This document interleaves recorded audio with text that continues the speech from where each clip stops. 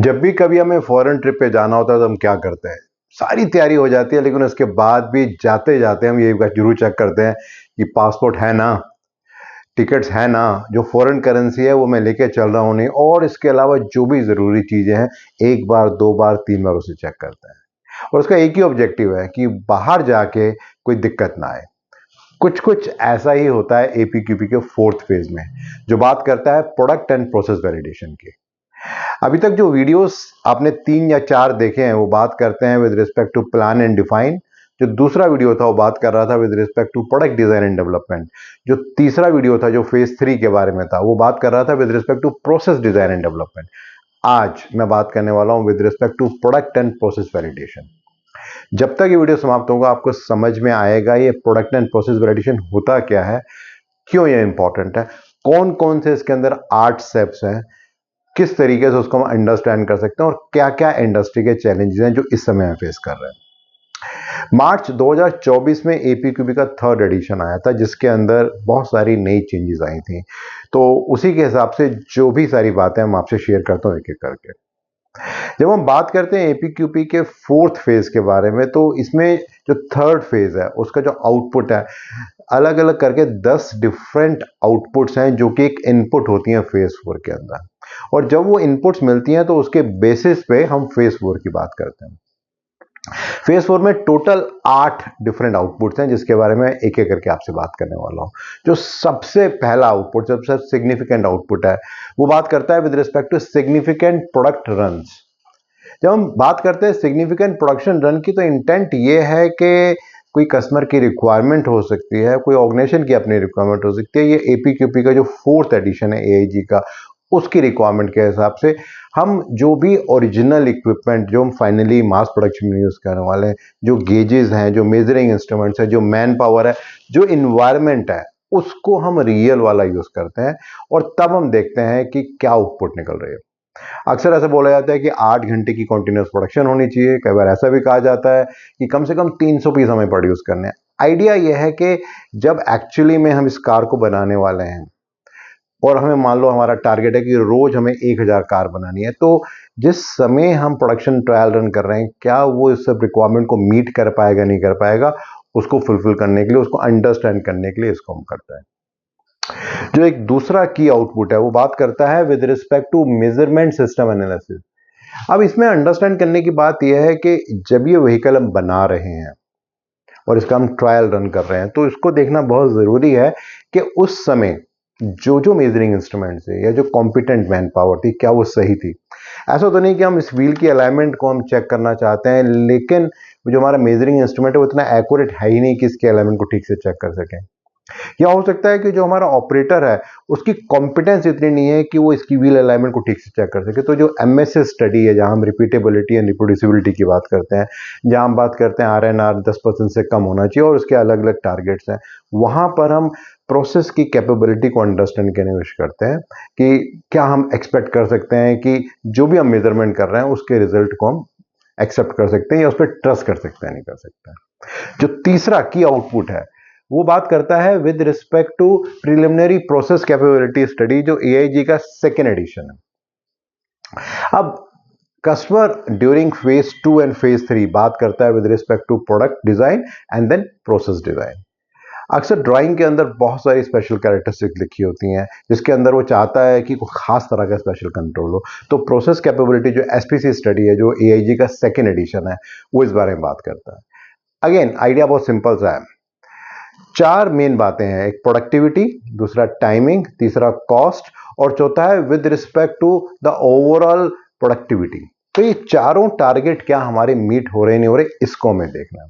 तो जब हम प्रोसेस कैपेबिलिटी की बात कर रहे हैं, तो यहां पर हमारा इंटेंट ये है कि क्या हमारा प्रोसेस कैपेबल है जो हम डिजायर्ड आउटपुट चाहते हैं। ऐसा तो नहीं कि हम ये गाड़ी बना तो लेंगे 1000 पीस रोज के, लेकिन उस बनाते हुए मे बी जो एक्स कॉस्ट थी वो एक्स कॉस्ट ना होके इतनी हो गई, या मे बी एक सर्टन टाइम हमें लगना था, 8 घंटे में 1000 गाड़ी बनानी थी, लेकिन मे बी 2 शिफ्ट में वो गाड़ी बन रही है, तो क्या फायदा उसका।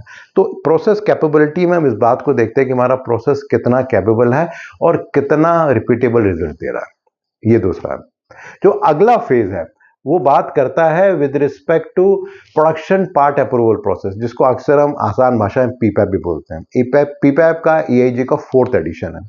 ये बेसिकली ओवरऑल बात कर रहा है कि कितना हम रिलायबल या कितना हम ट्रस्ट कर सकते हैं अपनी मैन्युफैक्चरिंग प्रोसेस के ऊपर, कि जो भी आउटपुट कस्टमर ने हमसे एक्सपेक्ट किया है, जो भी मैनेजमेंट ने कुछ सोचा है, क्या उन टारगेट्स को मीट करना है। तो यहाँ पे वो चारों parameter with respect to productivity, capability, timing and cost, वो सब रेलेवेंट है कि उन सबको हम चेक करते हैं और इंश्योर करते हैं कि जो भी हमें आउटपुट चाहिए, क्या वो मिली या नहीं मिली, उसको हम वेरीफाई करते हैं। देन जो अगला फेज है, जो 5वां फेज है, वो बात करता है with respect to production validation testing. जब हम प्रोडक्शन वैलिडेशन टेस्टिंग की बात करते हैं तो अब अंडरस्टैंड कीजिए, दो बातें हैं अलग अलग। एक है प्रोडक्ट वैलिडेशन, एक है प्रोसेस वैलिडेशन। जब हम प्रोसेस वैलिडेशन की बात करते हैं तो हमारा इंटेंट ये होता है कि जो भी हमारे प्रोसेस पैरामीटर्स हैं, क्या वो ठीक थे जो हमने सोचे थे, जो फिक्सचर थे, जो गेजेस थे, क्या वो ठीक थे जो हमने डिज़ाइन किए थे। वहीं पर ही जब हम बात करते हैं प्रोडक्ट वैलिडेशन की, तो हम बात ये करते हैं कि ये जो व्हीकल बना कितना ये रिलायबल है और क्या ये हमारी उन सब डिज़ाइन की इनपुट रिक्वायरमेंट को मीट कर रहा है या इसके अंदर कोई प्रॉब्लम है। आज के टाइम में व्हीकल की बात की जाए तो सॉफ्टवेयर का बहुत ज़्यादा इस्तेमाल है। जो एम्बेडेड सॉफ्टवेयर है उसकी बहुत ज़्यादा रिक्वायरमेंट है। एक जो बहुत पॉपुलर सॉफ्टवेयर है, अक्सर हम बात करते हैं एडास की बात करते हैं, ऑटोमेटिक ड्राइविंग असिस्ट सिस्टम की बात करते हैं, जो सेफ्टी के लिए बना हुआ है। तो जिस समय हम प्रोडक्ट की वैलिडेशन कर रहे हैं तो हम चेक करेंगे कि जो अडास सिस्टम है कितना इफेक्टिव है, कितना रिलायबल है, क्या उसको हम ट्रस्ट कर सकते हैं, नहीं कर सकते हैं। इसके अलावा व्हीकल के अंदर क्रैश टेस्ट होता है और बहुत सारी चीज़ें होती हैं जिन सबको हमें वेरीफाई करना है, इस बात को इंश्योर करने के लिए कि जो फाइनल प्रोडक्ट जा रहा है कस्टमर के पास, क्या वो रिलायबल है कि नहीं है, उसको हम देखते हैं। देन जो उससे अगला फेज है, जो फेज का जो पार्ट नंबर 6 जो का आउटपुट है, वो बात करता है विद रिस्पेक्ट टू पैकेजिंग। अब डिपेंड करता है कि आप टीयर 1 है, टीयर 2 है, टीयर 3 है या आप ओईएम है। हर जगह पैकिंग का अलग अलग रेलेवेंस है। फॉर एग्जाम्पल, कहीं पर रिक्वायरमेंट है रिटर्नेबल पैकेजिंग की, मे बी आपके वुडन कार्टन्स हैं या कोई प्लास्टिक के बिन्स हैं जो कि मे बी कहीं जाएंगे और वापस आएंगे, तो क्या वो हमने सिस्टम इंश्योर किया और कैसे हम उसको वेरीफाई कर रहे हैं। कई बार ऐसा होता है कि शेल्फ लाइफ की रिक्वायरमेंट होती है। अगर एक व्हीकल की बात की जाए और हम सोचते हैं कि इंडिया से हमें इसे शिप करना है अमेरिका में, अब 2 महीने मान के चलिए शिपिंग टाइम है, जितने टाइम में वहां पहुंचेगा, तो क्या जो इन्वायरमेंट है, जो समुद्र का इन्वायरमेंट है, क्या वो कोरोजन रेजिस्टेंट है? ऐसा तो नहीं कि जब तक कार वहां पहुंचेगी जगह जगह कोरोजन लग गया। तो उस बात को अंडरस्टैंड करना जरूरी है। देन इसके अलावा और बहुत सारी पैकिंग की रिक्वायरमेंट होती है, specially with respect to electronic items, जहां पे हम एंटीस्टैटिक की बात करते हैं। तो उस तरह से जो भी कुछ पॉसिबल पैकेजिंग की रिक्वायरमेंट है, उसको हम वेरीफाई करते हैं। एक और की आउटपुट, जो 7वां नंबर की आउटपुट है, वो बात करता है विद रिस्पेक्ट टू इस बारे में कि क्या हो रहा है with respect to production control plan. तो जब हम प्रोडक्शन कंट्रोल प्लान की बात करते हैं तो प्राइमरीली वो इस बारे में बात करता है कि ये स्पेसिफिक गाइडलाइंस हैं, स्पेसिफिक स्टैंडर्ड्स हैं with respect to product and process. अब उसके बेसिस पे हम जो काम करने वाले हैं, जो आउटपुट निकालने वाले हैं, उसको हम देखेंगे कि क्या वो हमारी रिक्वायरमेंट्स को मीट कर रहा है या मीट नहीं कर रहा है। जो भी हमने मेजरिंग इंस्ट्रूमेंट सोचे थे, जो इंस्पेक्शन फ्रीक्वेंसी सोची थी, जो भी टेस्ट के इक्विपमेंट, कोई पोका की बात सोची थी, क्या वो सब वहां पर इफेक्टिवली चल रहा है या नहीं चल रहा, और अगर उसको हम यूज कर रहे हैं तो उसका आउटपुट क्या आ रहा है, क्या वो हमारी रिक्वायरमेंट को मीट कर पा रहा है या मीट नहीं कर पा रहा, उसको हम चेक करते हैं। और जो आखिरी है वो बात करता है with respect to leadership support. अभी कुछ भी ऑर्गेनाइजेशन के अंदर हो रहा है, उसके अंदर लीडरशिप का एक बहुत इंपॉर्टेंट रोल है। जब हम फेज 4 की बात करते हैं तो हम ऑलमोस्ट आखिरी स्टेज पे आ गए। इस स्टेज पे जो कॉस्ट है प्रोडक्ट की, क्या वो विद इन कंट्रोल है? जो टाइमिंग हमने सोचा था, जितने टाइम में एक प्रोडक्ट को हम मार्केट में लेके आएंगे, क्या वो विद इन कंट्रोल है? जो प्रोडक्टिविटी का टारगेट हमने सोचा था कि हम रोज 1000 कार बनाएंगे, क्या उसको हम अचीव करने वाले हैं? हम मान के चल रहे हैं कि 1000 गाड़ी बनाएंगे, लेकिन ऐसा तो नहीं हो रहा है कि 1000 गाड़ी बनाने के लिए हमें 1500 गाड़ी बनानी पड़ रही है, उसमें 500 गाड़ी रिजेक्ट हो रही है। प्रोडक्टिविटी का क्या हाल चाल है, जिसका डायरेक्ट रिलेशन कॉस्ट के साथ भी है। और इसके अलावा और दुनिया भर की बहुत सारी चीजें हो सकती हैं जिसके बारे में टॉप मैनेजमेंट की इन्वॉल्वमेंट है। अब इस बात को अंडरस्टैंड करना बहुत जरूरी है कि हमने 8 फेज की बात तो कर ली, क्या क्या इंडस्ट्री में चैलेंजेस हैं इसको लेके। जो सबसे पहला चैलेंज है वो बात करता है विद रिस्पेक्ट टू इसके कि जो हम प्रोडक्ट एंड प्रोसेस वैलिडेशन की बात करते हैं, तो अक्सर प्रोडक्ट का वैलिडेशन तो हम कर ही लेते हैं, अक्सर 5 पीस चेक करते हैं, उसकी रिपोर्ट बनाते हैं और कस्टमर को दे देते हैं और बहुत खुश होते हैं। लेकिन क्या हम इस बात को कभी ध्यान रखते हैं कि अगर एक टॉलरेंस है, मान के चलिए 5 ± 2, मे बी वो विद इन टॉलरेंस आ रहा है, बट वो 5.18 आ रहा है या अब 4.82 आ रहा है, इनके बिल्कुल बाउंड्री पे है। अभी जब सैंपल प्रोडक्शन किया है तो वो बाउंड्री पे है, जब मास प्रोडक्शन जाएगा तो हो सकता है वो लिमिट के बाहर चला जाए। देन प्रोडक्ट को तो हमने देख लिया, प्रोसेस को क्या हमने देखा? क्या प्रोसेस की जो रिक्वायरमेंट्स थी, जो हमारे मेजरिंग इंस्ट्रूमेंट थे, जो हमारी कॉम्पिटेंट मैन पावर थी, जो गेजेस थे, फिक्सचर थे, मास्टर सैंपल थे, क्या वो सब फुलफिल कर रहे थे रिक्वायरमेंट या नहीं कर रहे थे? अक्सर इंडस्ट्री में बहुत बड़ा चैलेंज रहता है इसको लेकर। देन एक दूसरा इंपॉर्टेंट इंडिकेटर रहता है, that is with respect to जो 4 पैरामीटर्स की बात की। कितनी बार ऐसा होता है कि जब हम वैलिडेट करते हैं तो इन जो 4 पैरामीटर्स है, productivity, timing, cost and capability, उसको हम मेजर करते हैं, उसको चेक करते हैं कि क्या वो हमारे इंटेंट को मीट कर रहा है, नहीं कर रहा। क्योंकि अगर वो मीट नहीं कर रहा तो इरिस्पेक्टिव हम कितना अच्छा हम डेवलपमेंट कर रहे हैं, it is not serving the purpose. And then जो एक और इंपॉर्टेंट पैरामीटर है जो इस स्टेज पे वेरीफाई करना बहुत जरूरी होता है, वो बात करता है with respect to embedded software. आज के टाइम में जो इलेक्ट्रॉनिक्स है या जो सॉफ्टवेयर है वो बहुत ज्यादा बढ़ते जा रहा है।